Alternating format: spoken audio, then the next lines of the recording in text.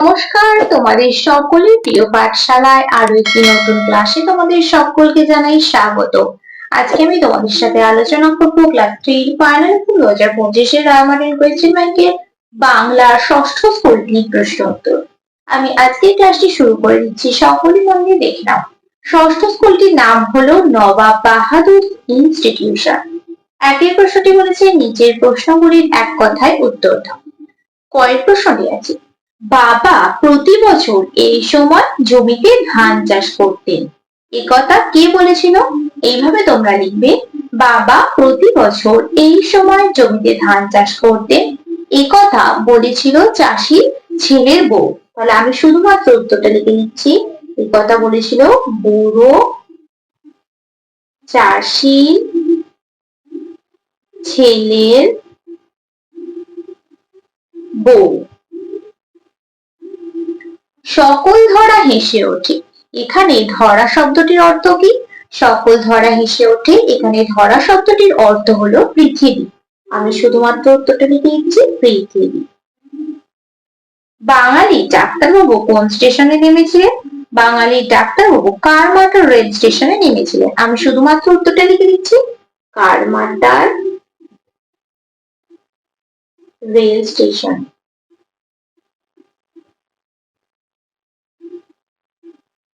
সারাদিন কবিতাটি কবিকে?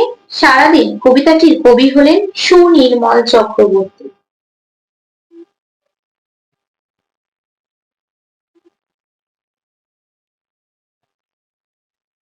ফুলপরীরা কিসের পোশাক পরে? ফুলপরীরা ফুলের পাপড়ি পোশাক পরে।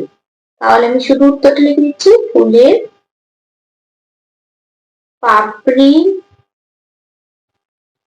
পোশাক পরে। নদী মাতৃকা কথাটির অর্থ কি? নদী মাতৃকা কথাটির অর্থ হলো নদী যার মায়ের মতন। নদী যার মায়ের মতন। নদীতে চলে এমন একটি যানবাহনের নাম লেখো। নদীতে চলে এমন একটি যানবাহন হলো নৌকা। অনেক নদীর তীরে আমি একা একাই গিয়েছি, কথাটি কে বলেছিলেন? অনেক নদীর তীরে আমি একা একাই গিয়েছি, কথাটি বলেছিলেন লেখক জীবন সর্দার। লেখক জীবন সর্দার। তারপরে ঝড়ের প্রশ্নটি বলেছে নৌকা যাত্রা কবিতাটির প্রথম লাইনটি লেখো। নৌকা যাত্রা কবিতাটির প্রথম লাইনটি হলো মধু মাঝি ওই যে নৌকা খানা। মধু মাঝির ওই যে নৌকা খানা। ঢেউয়ের তালে তালে গল্পটির লেখক কে? ঢেউয়ের তালে তালে গল্পটির লেখক হলেন পিনাকি রঞ্জন চট্টোপাধ্যায়। আমি শুধু উত্তরটা লিখে দিচ্ছি, পিনাকি রঞ্জন চট্টোপাধ্যায়।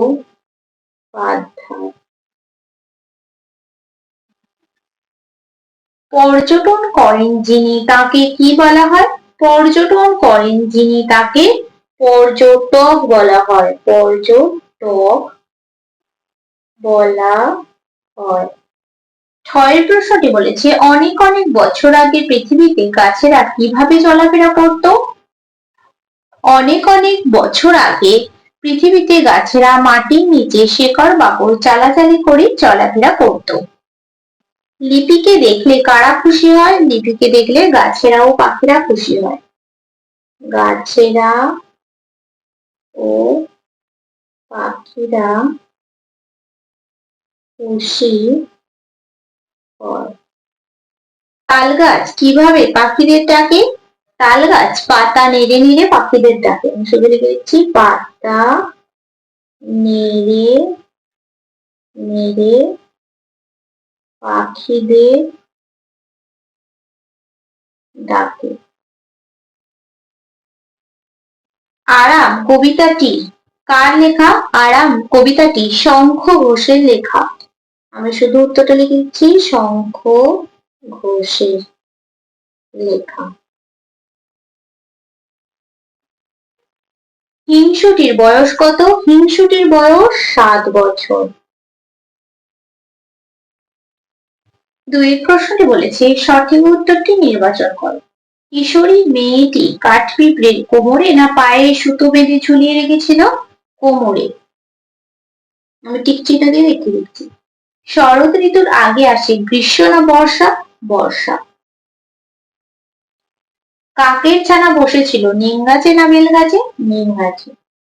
ঈশপ ছিলেন একজন পুরোহিত না কৃতদাস? কৃতদাস। কুমির না শিঙি মাছ চিৎকার করে বলল, ও বুড়ি তোর চোর ধরেছি। কুমির চিৎকার করে বলেছিল।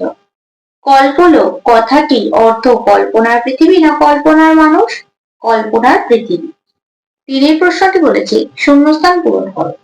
রূপকথাটি জড়িয়ে বুকে ড্যাশ ঘুমে মগ্ন। কে ঘুমে মগ্ন? খোকন ঘুমে মগ্ন। রূপকথাটি জড়িয়ে বুকে খোকন ঘুমে মগ্ন। একদিন বুড়ি ড্যাশ কাছে নালিশ করতে চলল। একদিন বুড়ি রাজার কাছে নালিশ করতে চলল। পরবর্তী পৃষ্ঠায় কি কি প্রশ্ন দেওয়া আছে দেখে নেওয়া যাক। গয়ের প্রশ্নটি বলেছে ঈশপের প্রভু ছিলেন রাজা ড্যাশ? রাজা ক্রোশাস।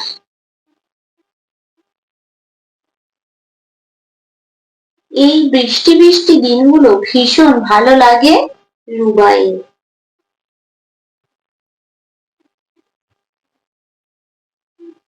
হিংসুটির দিদি বড় ড্যাশ মেয়ে? বড় লক্ষ্মী মেয়ে। চারের প্রশ্নটি বলেছে বাক্য রচনা করো, যে কোনো পাঁচটি আমি প্রত্যেকটি করে দেখাচ্ছি দেখো। ডাক্তার বাবু। ডাক্তার বাবু কারমাটার রেল স্টেশনে নামলেন। তোমরা এখানে অন্য বাক্য রচনা লিখতে পারো। প্রতিজ্ঞা। আমি মনে মনে প্রতিজ্ঞা করলাম। পরিষ্কার। বাড়িঘর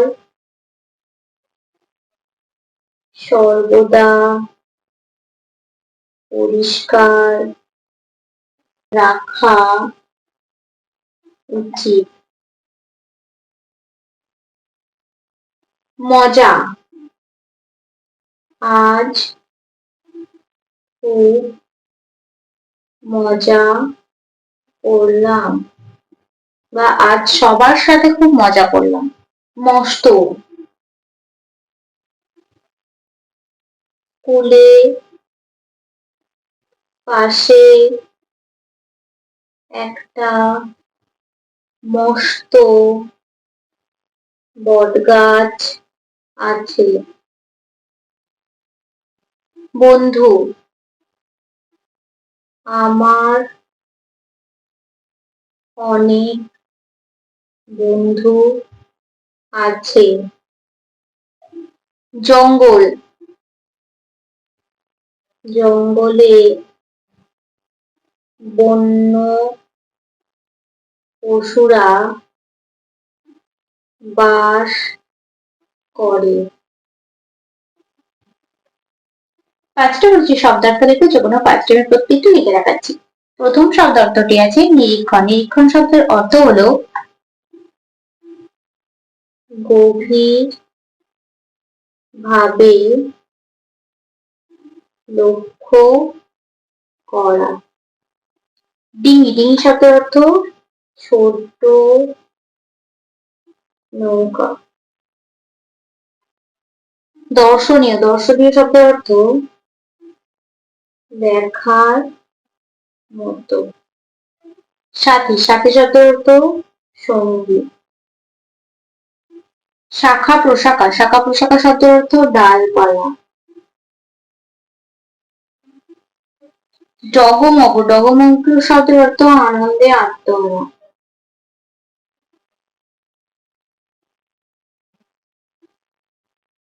সেথো। সেথো শব্দের অর্থ সাথী বা সঙ্গী লিখতে পারে। শর্টটা বলেছি বিপরীতার্থক শব্দ লেখো, যে কোনো পাঁচটি প্রত্যেকটি লিখে দেখাচ্ছি। অনেক, অনেক শব্দের বিপরীত শব্দ হয়ে যাবে অল্প। সুন্দর বিপরীত হয়ে যাবে কুৎসিত বা অসুন্দর। ভিজে শুকনো। দিন রাত। সুখ দুঃখ। শান্তি অশান্তি। গভীর অগভীর। সাতের প্রশ্নটা বলেছি নিম্নলিখিত যে কোনো একটি বিষয়ের উপর অনুচ্ছেদ রচনা করো। আমাদের বিদ্যালয় তোমার প্রিয় উৎসব। আগেও দুটো বলে দিয়েছি, আমি একটা লিখে বলে দিচ্ছি, দেখো তোমার প্রিয় উৎসবটা বলে দিচ্ছি, তোমরা আমাদের বিদ্যালয়টি নিজেরা লিখো। তোমার প্রিয় উৎসব, এখানে তোমরা লিখতে পারো আমার প্রিয় উৎসব, এখানে দুর্গাপুজোটা লিখতে পারো। বাঙালি 12 মাসে 13 পার্বণ, কিন্তু সব সেরা পার্বণটি হলো দুর্গাপূজা। অবশ্য দুর্গাপূজা গোটা বিদেশেই হয়। শরৎকালে এই পূজা হয় বলে একে শারদোৎসব বলে। আগে বসন্তকালে দুর্গাপূজা হতো, এখন সেই পূজাকে আমরা বলি বাসন্তী পূজা। শরৎকালে দুর্গাপূজা প্রথম করেছিলেন রামচন্দ্র। রাবণকে বধ করে সীতাকে উদ্ধারের জন্য রামচন্দ্রকে এই অকাল বোধন করতে হয়েছিল। সেই থেকে আশ্বিন মাস নাগাদ দুর্গাপূজা হয়। শুক্লপক্ষের ষষ্ঠীর দিন দেবী দুর্গার বোধন হয়।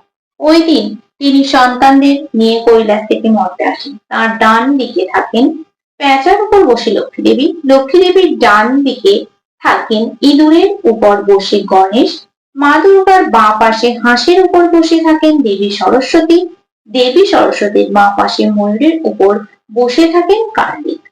দুর্গা ঠাকুরের পায়ের নিচে ত্রিশূল বিদ্ধ মহিষাসুর, মা দুর্গার বাহন সিংহ এবং তার 10 হাতে থাকে 10 রকমের অস্ত্র। এই সমস্ত প্রতিমা তৈরি হয় মাটি খড় রং দিয়ে। ষষ্ঠীতে বোধন হওয়ার পর সপ্তমী অষ্টমী ও নবমীতে মা দুর্গার পূজা হয়। তারপর দশমীর দিন হয় মূর্তিগুলির বিসর্জন। এই বিসর্জনের মধ্যে দিয়ে দেবী দুর্গা আবার সন্তানদের নিয়ে ফিরে যান কৈলাসে। বিসর্জনের পর চলে বিজয়ার শুভেচ্ছা বিনিময়, মিষ্টি বিতরণ, কোলাকুলি এইসব। দুর্গাপুজো উপলক্ষে ছোটদের মধ্যে সাড়া পড়ে যায় কার কটা জামা হলো, কে কটা ঠাকুর দেখলো, কোন প্যান্ডেল কার বেশি ভালো লেগেছে, কে কি খেলো, এইসব নিয়ে বন্ধুদের সঙ্গে চলে আলোচনা। অনেকে আবার পুজোর সময় বাবা মায়ের সঙ্গে আত্মীয় স্বজনের বাড়ি কিংবা অন্য কোথাও বেড়াতে চলে যায়। তবে ঠাকুরের বিসর্জনের পর বড়দের মতো ছোটদেরও চোখ জলে ভরে যায়। সবাই একযোগে মা দুর্গার কাছে প্রার্থনা জানায় যে তিনি যেন সামনের বছর আবার আসেন। তাহলে আজকের ক্লাসটি আমি এখানে শেষ করছি। খুব তাড়াতাড়ি আরো একটি নতুন ক্লাস নিয়ে হাজির হবো তোমাদের সামনে। যদি তোমাদের আজকের ক্লাসটি ভালো লেগে থাকে তাহলে অবশ্যই লাইক করে দিও এবং বন্ধুদের সাথে শেয়ার করতে কিন্তু একদমই ভুলো না। সকলে সুস্থ থাকবে, স্বাভাবিক থাকবে, সকলকে অসংখ্য ধন্যবাদ জানাই।